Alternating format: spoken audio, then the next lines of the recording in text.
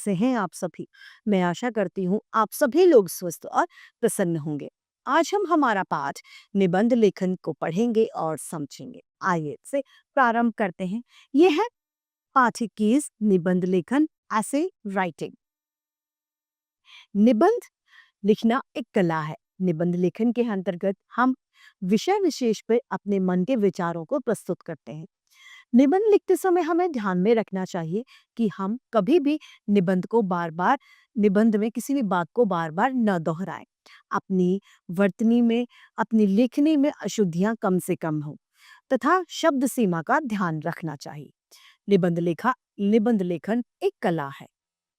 निबंध का शाब्दिक अर्थ होता है भली भांति बंधा हुआ यानी गुथा हुआ। इसका तात्पर्य है कि निबंध में भाव या फिर विचार पूरी तरह से एक सूत्र में बंधे होते हैं। निबंध के अंदर शब्द सीमा निर्धारित की जाती है। इसमें अपने विचारों को क्रमबद्ध तथा व्यवस्थित रूप से प्रस्तुत करना होता है। निबंध को प्रभावशाली बनाने के लिए विषय से संबंधित पर्याप्त जानकारी प्राप्त कर लेनी चाहिए।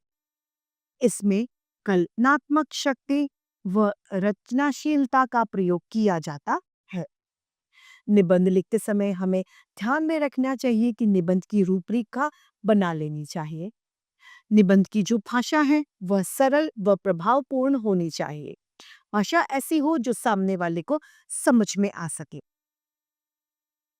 भाषा को आकर्षक बनाने के लिए मुहावरे, लोकोक्तियां, काव्य, पंक्तियों, दोहे आदि का प्रयोग करना चाहिए ताकि हमारी भाषा रोचक बन सके। विराम चिन्हों व वर्तनी आदि का ध्यान रखना चाहिए। निबंध के कुछ अंग होते हैं जैसे कि प्रस्तावना व भूमिका। यह रोचक व विषय वस्तु को स्पष्ट करती है।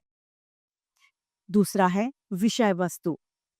विषय वस्तु के 2-3 अनुच्छेदों में क्रमबद्ध रूप से लिखना होता है। उपसंहार व समाप्ति। उपसंहार अंत में लिखा जाता है। एक अनुच्छेद में लिखे गए उपसंहार में लेखक अपनी प्रक्रिया भी लिखता है। यहाँ पर निबंध दिए गए हैं, इन्हें पढ़िए और समझिए।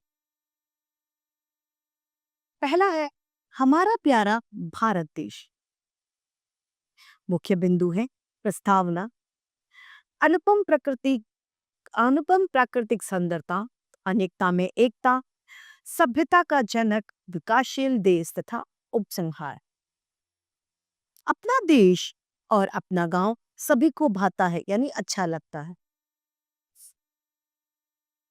बात यदि भारत जैसे महान देश की हो तो इसकी किसी से तुलना नहीं है। भारत देश हमारी मातृभूमि है। यह स्वर्ग से भी महान, सुंदर, भव्य, विशाल, सुख संपदा से संपन्न है। उत्तर में हिमालय की बर्फ से ढकी गगनचुम्बी यानी गगन को छूने वाली ऊंची चोटी गंगा यमुना आदि नदियों का कंठाहार हमारे देश में ही विद्यमान है। हम अपनी मातृभूमि को नतमस्तक होकर प्रणाम करते हैं। अनुपम प्रकृति है हमारा देश। भारत की प्राकृतिक सुषमा हमारे देश की निराली है। यहाँ ऋतुएं क्रम से आकर इसे सजाती संवारती है। बर्फ से ढकी पर्वत, शिखर, कलकल करती नदियां, लहराते हुए खेत, वन उपवन, चहचहाते हुए पक्षी, प्रकृति का मनोहारी रूप यहाँ पर देखने को मिलता है। अनेकता में एकता क्या है? संसार का सबसे बड़ा लोकतंत्र भारत है। खान पान, रहन सहन, वेशभूषा दृष्टि से यहाँ अनेक विविधताएं हैं। फिर भी माला में मोतियों की तरह यहाँ के लोग प्रेम और भाईचारे के धागे में एक साथ जुड़े हुए हैं। हमारा देश अनेकता में एकता का अनुपम उदाहरण है। सभ्यता का जनक।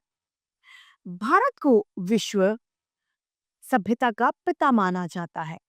भारत ने ही संसार भर को सभ्यता का पाठ पढ़ाया है। यह अनेक संतों व महापुरुषों की जननी है। भारत ने ही संसार को विश्व बंधुत्व, सत्य, अहिंसा का पाठ पढ़ाया है। वेदों, पुराणों, उपनिषदों के साथ ही महाभारत व गीता आदि की रचना यूं ही नहीं हुई, यही हुई है। इसी धरती पर कृष्ण ने अर्जुन को कर्म करने के लिए प्रेरित किया था। आज भारत एक विकासशील देश है। दुर्भाग्यवश आपसी फूट, कलह तथा संकीर्णताओं के कारण भारत को दासता का जीवन गुजारना पड़ा। लेकिन भारतवासियों के प्रसार, त्याग और बलिदान से भारत ने स्वतंत्रता प्राप्ति की। अब हमारा राष्ट्र दिन दूनी और रात चौगुनी प्रगति कर रहा है। भारत विश्व के शक्तिशाली राष्ट्र के तौर पर उभर कर सामने आया है। अब है लास्ट, अब आखिर में उपसंहार। समस्त देशवासियों को अपने देश पर गर्व हो। हम सभी भाग्यशाली हैं जो इस पवित्र और पावन भूमि पर हमारा जन्म हुआ है।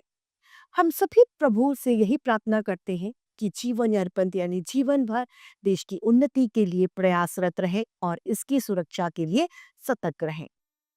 दूसरा निबंध है हमारा प्रकाश का पर्व दिवाली। मुख्य बिंदु है इसकी भूमिका, दिवाली से जुड़ी कथाएं तथा उपसंहार। भारत अनेक उत्सवों का राष्ट्र है। भारतवासी सभी त्योहार मिलजुल कर उत्साह और उमंग से मनाते हैं। लेकिन दिवाली का महत्व और लोकप्रियता सबसे ज्यादा है।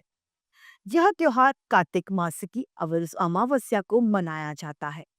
यह त्योहार असंख्य कंदीलों, मोमबत्तियों, रंगीन बल्बों, दीपमालाओं से अमावस्या के गहन अंधकार को प्रकाश में बदल देता है। यानी इतनी गहरी रात को भी अंधकार को काटकर उजाला कर देता है। इस त्योहार की जगमग के सामने असंख्य तारागण भी शर्माते हुए प्रतीत होते हैं। जो तारे चमकते हैं वो भी नहीं दिख पाते। अतः इस त्योहार के साथ अनेक कथाएं जुड़ी हैं। कहा जाता है कि धर्मराज युधिष्ठिर का राजसूय यज्ञ इसी दिन संपन्न हुआ था। इसी दिन श्री रामचंद्र जी 14 वर्ष का वनवास के बाद में सीता जी और लक्ष्मण के साथ में अयोध्या वापस आए थे। अयोध्या वासियों ने उनके स्वागत में अयोध्या को दीपों से सुंदर दुल्हन की तरह सजा दिया था। घर घर में मिठाइयां बांटी गई थी।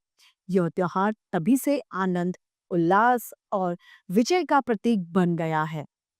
एक पौराणिक कथा के अनुसार सागर मंथन के समय लक्ष्मी जी का अभिवार इसी दिन हुआ था। अतः लक्ष्मी पूजन की परंपरा बन गई और यह त्योहार आर्थिक संपन्नता का प्रतीक बन गया। व्यापारी वर्ग इसी दिन से अपने नए बही खातों का शुभारंभ करते। दीपावली कार्तिक मास की कृष्ण पक्ष की त्रयोदशी से शुक्ल पक्ष की द्वितीया तक मनाई जाती है। त्रयोदशी को धनतेरस तथा अगले दिन नरक चौदस मनाई जाती है। तीसरे दिन दिवाली होती है। घरों को खूब सजाया जाता है। नए वस्त्र आभूषण पहनकर रात को लक्ष्मी गणेश जी की पूजा की जाती है। अपने मित्रों संबंधियों को मिठाइयाँ और उपहार दिए जाते हैं। इस दिन बाजारों की रौनक तो देखते ही बनती है। घरों में खीर, बताशे आदि खरीद कर लाए जाते हैं। रात को दीपमाला होती है। सभी लोग आतिशबाजी जलाकर उसकी मनोहक रोशनी में आनंदित होते हैं।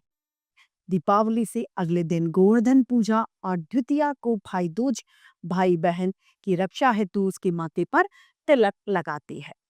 आखिर में संहार। इस दिन बहुत अधिक पटाखे और आतिशबाजी जलाने से प्रदूषण का स्तर भी बढ़ जाता है। इससे हमें बचना चाहिए। यह दिवाली सुख, संपन्नता और प्रकाश का पर्व है।